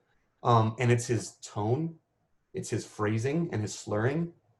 Do you guys know what melisma is? Yeah. No, I've heard the phrase. It's to do with vocals, isn't it? There's melisma. Don't worry about it. Basically, he like slurs into his notes a lot. Yeah. Like he won't go like da da da. He'll go da. It's like a monk Yeah, that's it. hymn. It's like gliding your notes, isn't it? Yeah. Yep. And it's really is like monk. It's like hymns from ancient times. You know what I mean? There's like something religious about it to a certain degree, and I'm fucking anti-religion, but when I listen to that fucker, I have a religious experience. I don't know what it is, right? So that guy, tone, phrasing. Then I got Chris Cornell, power. Again, tone, note choice. No one has ever gotten the sweet note every time except him. Do you know what I mean? Yeah. Lane Staley from Alice in Chains. That vibrato, dude, and that motherfucker's emotion. Like if he says a lyric, I'll cry. Just give me a lyric from that guy and it makes me cry. Who else is on that list for me? I mean, that's Jeff Buckley. Oh, how'd you know Jeff Buckley's on my list? Yeah, that's what I was waiting for. Yeah, it's just it has to be on the list.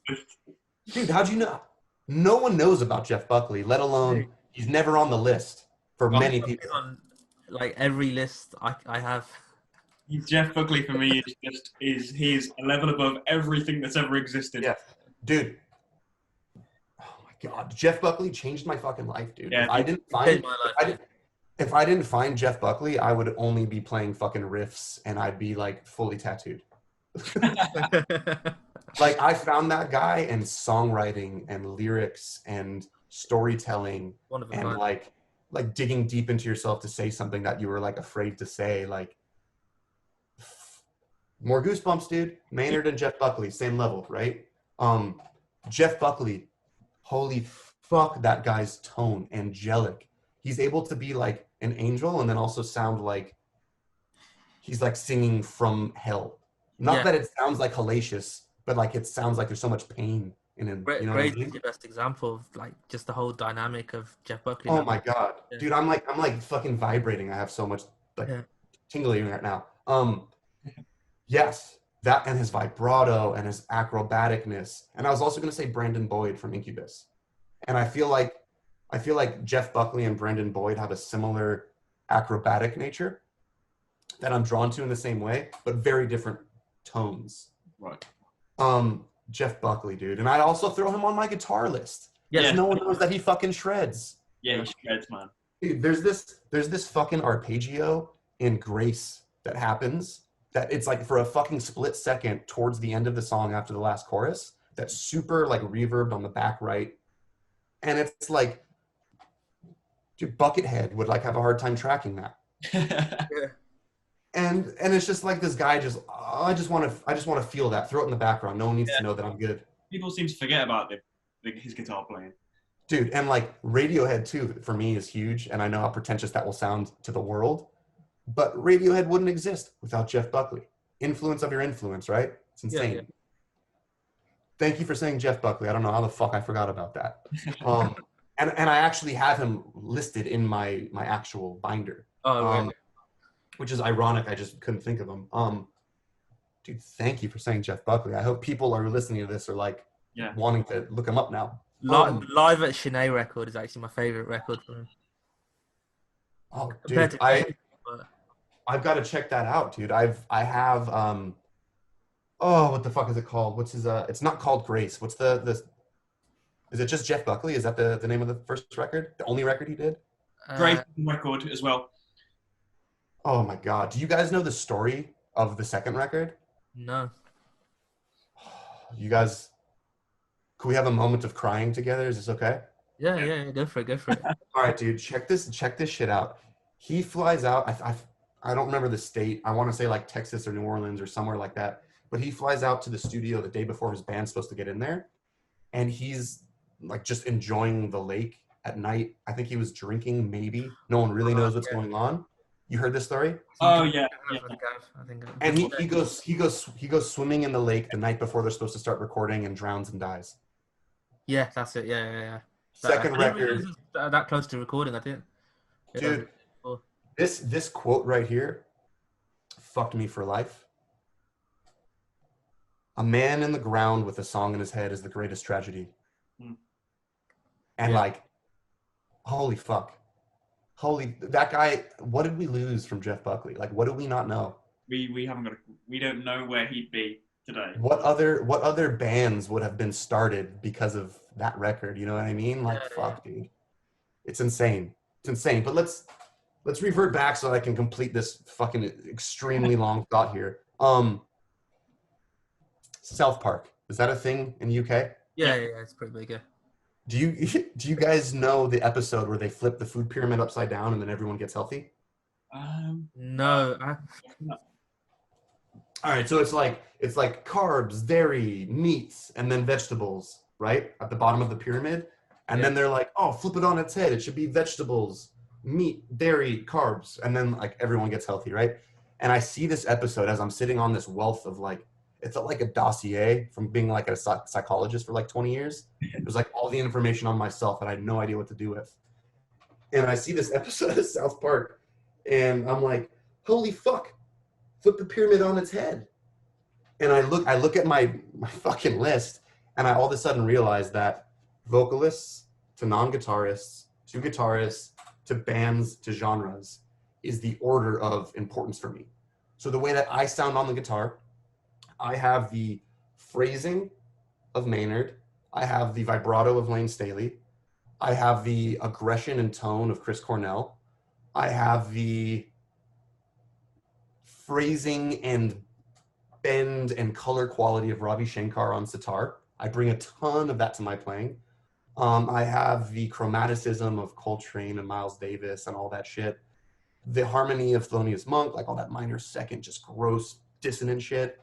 Going in further, but do you see what I'm saying? How like I spoke about vocalists to explain how I sound on guitar.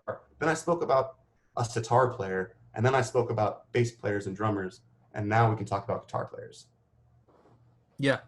Wow. Does that make a little bit of sense to like how I need to do it. I need to try that myself. Yeah. It's fucking nuts, dude. And it's like you don't really know what it is until you finish it and complete it. But you're either going to finish it and go, oh, that's what I do, or, oh, that's what I need to do. Yeah. And it's nothing where you're like, oh, that doesn't make sense. I'm not into that. I've done this with like 300 students at least. And every single student is like mind blown that they now have like direction and like a language to learn, for lack of a better word. Right? Yeah. That's awesome. It's a crazy twist, just turning it all upside down on itself. I mean, yeah. And for a second, you could, I know for 15 minutes, you're like, where's this fucking guy going with this? Where's he going? And then I saw South Park, and I had a revelation. I mean, the way I actually thought you were going to go with it, which was sort of the my current take on it, I guess. Was like, you know, the best by ignoring, you know, non-guitarists as a source of inspiration, you are completely limiting yourself in terms of how far you can go, because you got to study music more than just the guitar, right? Yes, I mean, to a certain degree, we're saying the same words. Yeah. Except that we're using genre and guitar player as like a catalyst or a starting point to get there. Yeah. Definitely. And it's really the fucking same thing, except that you do have to acknowledge those guys to get to where you want to be with the answers. Yeah, definitely. To a certain degree. But fuck yeah, dude. And also, it's about takeaways, dude. Like I want your entire community to be like, oh fuck, let me go do my musical DNA and see what this is. Because like, without just fluffing the situation more than it needs to, it makes it really clear what you can focus on. And that makes you stand out, because if you focus on you, you're going to be more you than someone else, right?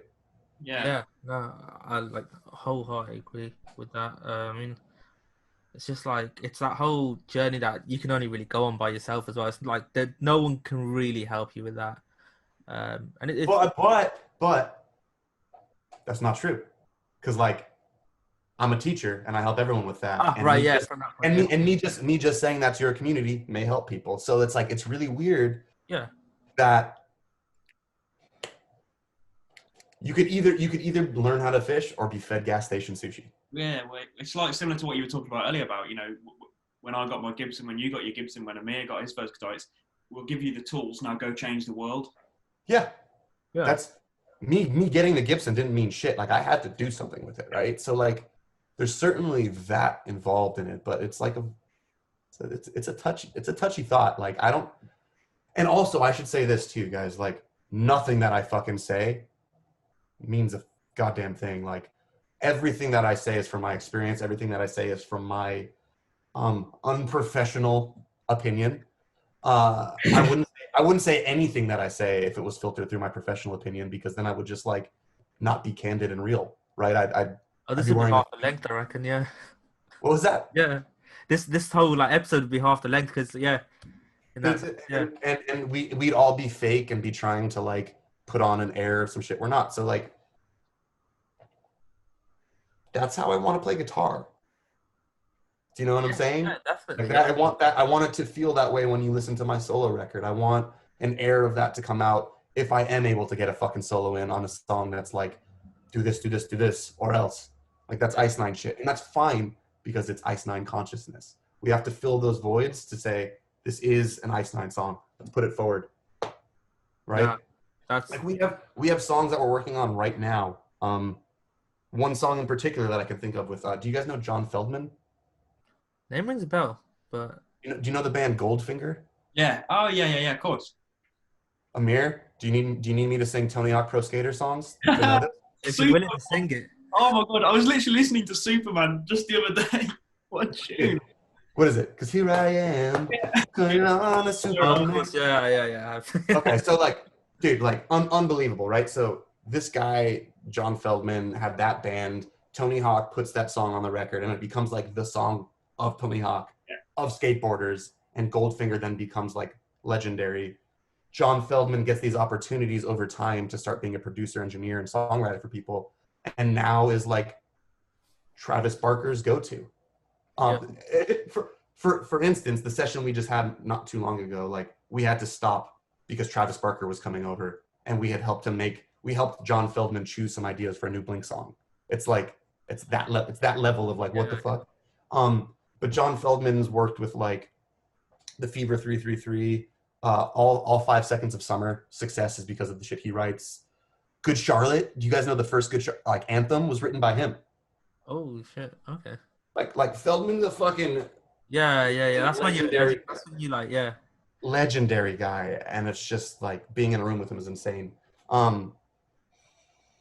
But wow, my brain is shit. I should have had a second cup of coffee, I guess. Feldman. Yeah, you were Why doing was I? yeah. What was that? Oh, okay. So we wrote a song with Feldman that is like radio gold. Yeah. But it's not Ice Nine yet. So we need to inkify it. Like we need to take the song, bring it into this studio, into this very room. Me and Joe and Spencer need to sit in here and like make it Ice Nine. It needs to be dark. It needs to be metal. But the shit we got with Feldman is like the arrangement. Here's the melody. Here's the verse melody. Here's what it should feel like. Here's the length of it. And we have to go in and texturally color and make it right. You know what I mean? Yeah, for sure. It's honestly, it's like when someone films raw footage and then it gets sent for color. Right. It's like it's kind of what that feels like. We've written the song with Feldman, but since he's at the helm, he's like, all right, let's just do like a big old rock chorus. And we're like, all right, buddy, let's do it. But we know in the back of our mind, like we're going to have to do it later, but we're there to bring about the idea. And I'm a session musician just through and through. This is my band. I am in the band. That's my session just as much. You know, I'm a part of the song just as much, but I'm there to learn from Feldman, to take his fucking lead, and to watch what happens. Yeah. You know what I mean? Yeah, 100%. So it just becomes one of those things where like you might ask, well, why don't we just be like, hey, that should be more metal? Because I want to see what Feldman does with it because we could easily be like, just take it for parts and add things we want. So we're there to see what Feldman does because it's really, really important to really see it through, right? Yeah, of course. Yeah. And Yeah. ironically, just like circling this back, that's because if he's at the helm, that's getting filtered through his flipped pyramid. Yeah. We need to run that through Ice Nine pyramid, right? I don't know. I think that's it's some amazing insight just in terms of the whole production side and songwriting and like just a holistic view of it, right? Um, I guess. I guess on that point, I mean, we're sort of running out of time here. Uh, maybe we take it to what's going on with Dan and maybe Ice Nine Kills over the next few months. What have you got? Is there anything you can talk about? Or I mean, Yeah. Ice Nine. I mean, like, dude, I probably shouldn't say shit, but I kind of don't care because my brand outside of Ice Nine is like remove the fucking barricade. Like, you're my boy. I don't give a shit. We're all people who like music. But then there's like this business wall that's put up where there's like shit that's got to be watched out for. I don't give a fuck. So, basically, we're doing a lot of writing. We're working with a couple different amazing producers. We've already begun like the recording process. All pre-production is happening right here in the studio that we're doing this right now at. Then we're working with Drew Folk to do the final production on it, and I'm doing all of the like actual guitar tracking right here. So this very chair is where all the tone comes from. A lot of the vocal takes are done on that mic stand right there. Like a lot of the shit from this room is being used as the final shit. So we're in the middle of that right now. And like any piece of shit in any band ever, this is the heaviest shit we've ever written. It's the best stuff. It's the fastest. You're gonna love it. But like, it is. yeah, like it fucking is. Because we are refined. We're going harder on the shit that worked before. We're experimenting with some shit. We are very clear with our direction. The concept is solid. Like we're good. We're moving forward, and there's a lot of momentum. As far as my personal shit goes, we don't have enough time for me to talk about it. I am in the middle. I just released my second solo instrumental album, Inside Out Part 1, on May 15th. And my music is very fucking different. Ice Nine Kills is like methodical. Like, for instance, the song that we just finished 2 days ago, we have, I think, 16, 17 versions of it, right? And each version is entirely different, all different verses, all different choruses, different key, different tempo. And like just the other day, like we're like, fuck, this would sound better up a whole step, wouldn't it? So then we go and re-record the whole song. So there's like endless just being willing to do that, right? So amidst all of that, I'm sitting here building out Inside Out Part 2 because, god damn it, I need an outlet. You know what I mean? yeah. So that's going on. That is, to give you guys a little bit of background, I guess, into what I do. My first album, Center Sun, was released in 2016.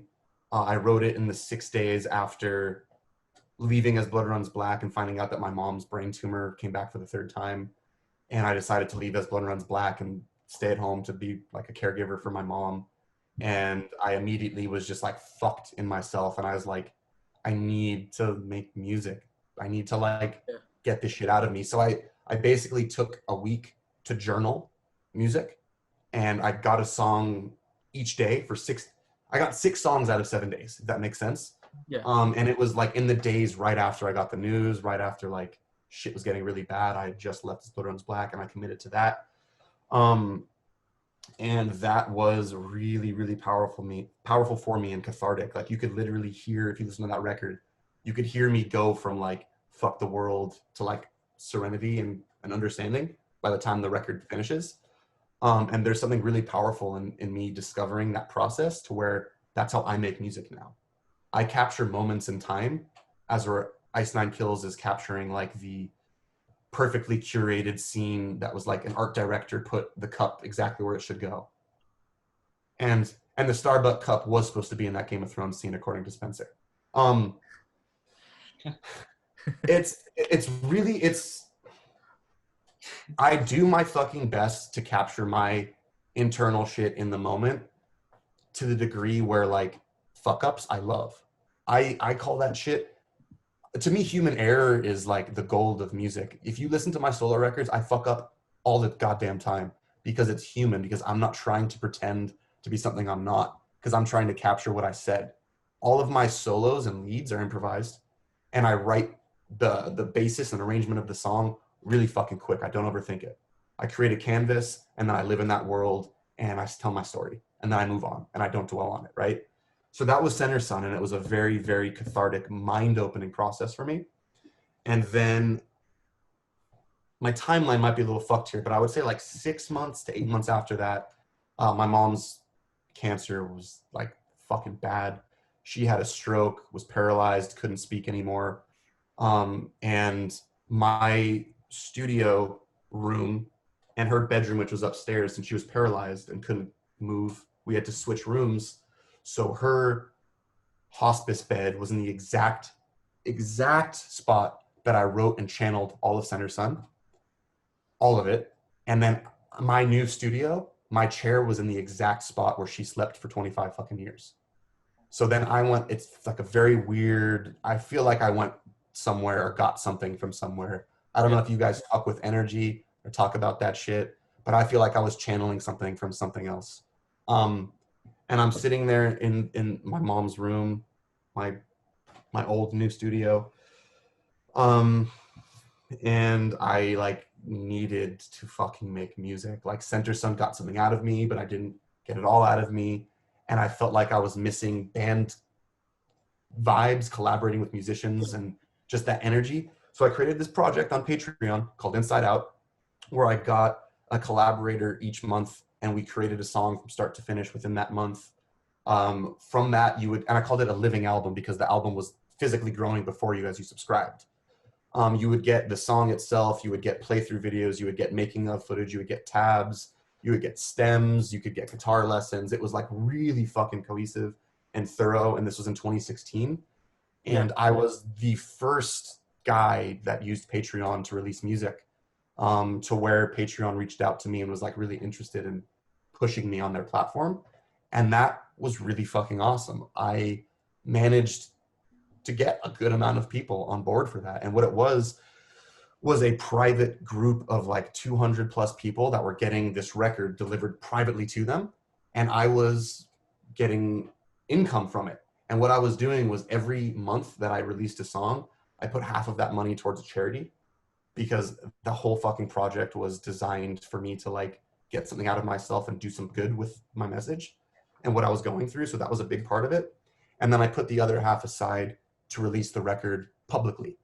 So in other words, business musician shit goes, I came up with a business model that allowed me to create the record, have it be paid for, get the support of it, have it be private, and then use the funds to turn around and release it publicly a second time.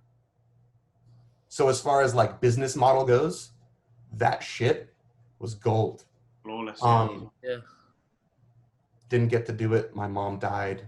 I couldn't fucking listen to that record for the life of me. I couldn't finish it, dude. She died in the middle of the 6th song, and I took like a few days off to just like process, and I hadn't done any of the leads, but the song was written. And then a couple of days after, I went and recorded all of the leads.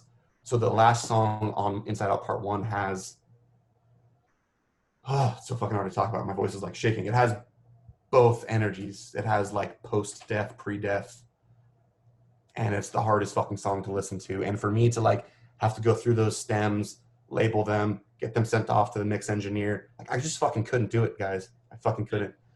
So for 2.5, 3 years, I sat on this fucking record and didn't release any solo music, and wasn't in a band, and was depressed and anxious and like turned into suicidal fucking thoughts. And it got real fucking bad, guys. I stumbled on some shit about 1.5 years ago that saved my fucking life. It's called the Wim Hof method. It's a breathing technique. Yes, I know. I've just recently discovered it myself. Yeah. Literally saved my fucking life within 3 days. Like I was planning the end, and like it just fell in my lap, and I just committed to it and immediately pulled myself out of it. And within 3 months of being like in the deepest, lowest place I've ever been, mind you, right after my mom died, I uprooted my life in Los Angeles and moved to Texas to start a guitar education business with my then music partner. or business partner, who turned out to be the most conniving, thieving piece of shit ever and left me with nothing, a huge house and huge bills to cover on my own. And I wasn't in a band and I wasn't making music and I was just a fucking teacher now. And I'm sitting there just like, all right, my life's over. Like, fuck all of this. Wim Hof, collected my shit, got energy again, and got a text from Spencer. Ice 9, here we go. Literally going from I cannot leave my house without blacking out to I'm gonna go on tour for 3 months. Yeah. Within months, without seeing a therapist, without getting any kind of medicine, because of Wim Hof, because I corrected my chemical balance with a breathing technique. No, that sounds incredible. I mean, it's beyond incredible, and it's also beyond too heavy of a statement to say. I know how fucking insane it sounds to say that. So what I would like anyone who's hearing this to do is just go check it out. None of the shit that I've ever claimed means a goddamn thing until you've experienced it yourself. That's my experience. Changed my fucking life. Wim Hof method literally activates DMT in your brain as you're doing it, and which is the life and death chemical that your brain releases when you're born and when you die. Mm-hmm. So you can access wild hallucinogenic chemicals in your brain by simply breathing a certain way. And what happened to me is I started receiving like messages.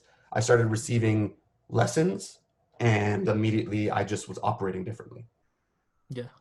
It's like it just clicked. I have no fucking idea what it was, dude. I don't ever make these types of claims and talk about this shit very often. I don't like to, because it's weird, man. It makes me sound personal insane. matter, and I can understand that. Yeah. But yeah. The tangent of how I got here. You asked, what the fuck was it? What was the process like for writing these? Was that what it was? It was about what you're sort of getting up to in the next few months, and it sounds like. Okay, so the reason why I had to take you through all that shit was because that is my background, and that's I'm constantly looking at problems and looking for ways to solve those problems. So like for me, I need to make music. I'm gonna go ahead and invent this way of releasing music in a way that I want to, and then all of a sudden it's perceived a certain way. Yeah. Right now, besides the Ice 9 Kills shit that I'm doing, I'm working on these businesses, right? I've just launched. I had this company, a music education company called Everfret, right, that failed due to terrible fucking business partner. And I'm now taking all of that moving forward. It's called Sugarman's Lesson Lounge. It's a very, very simple, closed community. It's free at the moment. There's about 250 people in there. I'm releasing tons of fucking lesson content, tons of just inspirational shit. And just like any business-minded fucking person, I'm not going to front and say it's forever going to be free. The whole thing is designed to be a funnel. Yeah. Because I fucking know I have certainty in me that the lessons and the way that I talk about music, I know can help people who are willing to go there. So I want to make a platform for that. So that's what Sugarman's Lesson Lounge is about. That is going to branch into a much larger company that I'm building, to where this is just a product of that larger company.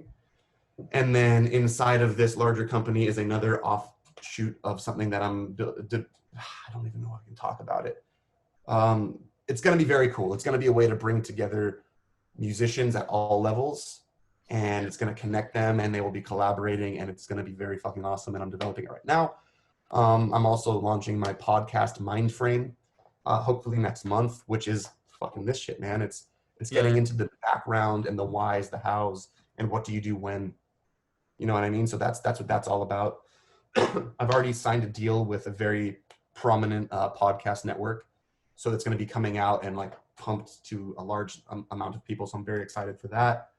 I'm also writing a book in tandem with that called Mindframe. Do you guys know Tools of Titans by Tim Ferriss? No. Or Tribe of Mentors by Tim Ferriss? All right. So this guy, Tim Ferriss, I have 3 minutes before my 8-hour lesson day starts. Let's see if we can do this. Tim Ferriss is one of like the first investors in like Uber, Facebook, Twitter. Dude's just like an angel investor, hedge fund guru. Yeah. Basically puts out these books that are just god tier business knowledge, right? Some of these books that he puts out like tribe of mentors, he will ask the same 5 questions to the world's most successful people. And every answer that you get is different insight that's valuable as fuck, right? So my approach, and I designed this, my company before Everfret already had this podcast. It was called EFTV, and it was already had started. So I'm just going to take where we left off. But the premise is that's what I'm doing. I'm asking a series of questions. It's like a litmus test to get a series of responses from people. Then I'm going to turn that into a book that's going to serve the same concept of Tools of Titans. So it's going to be like the music business musicians like guidebook, handbook to like how to go about things. So that's what I'm doing. I'm also launching a vegan clothing company as well as a vegan cookbook with a cooking show. It's fucking, I should stop. Like, I don't have time to tell you all the shit that I'm doing. Wow. It sounds incredible. Like, we'd absolutely love to talk about it another time. Yeah, dudes. I mean, I'm launching my own podcast soon. Why we should just have a collaborative episode where like Cool. I don't need to only have other musicians on. Like podcasters are in the music business too. Yeah, we'd be absolutely thrilled to do that, mate. That'd be like I'll have you guys on mine if you guys want to do like a part 2 of this, because clearly like way the fuck too much to say. It's a problem. But yeah, guys, it's fucking awesome talk today. Do you have any? Amazing having you on, mate. Super inspiring. Check out Dan Sugarman stuff. Anyways, it's just you just find it on Dan Sugarman, right? Just at Dan Sugarman is like all of my handles. dansugarman.com if you want to check out my website. dansugarman.com/lesson lounge if you want free access to the lessons that I'm doing. And then sugarmanshop.com is like my store where you can get merch, CDs, tab books, the whole 9. Yeah, it's fucking a lot. I'm buried. It's great. That's perfect. We'll leave you to your super long day now because you just got it started. But thanks for coming on, mate.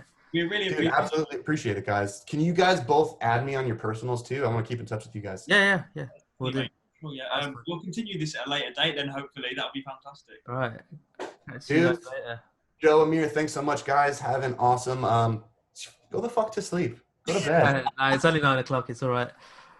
Oh, I thought it was way later. All right, I thought it was like 1 or something. All right, guys. Peace. I'll talk to you soon. Later.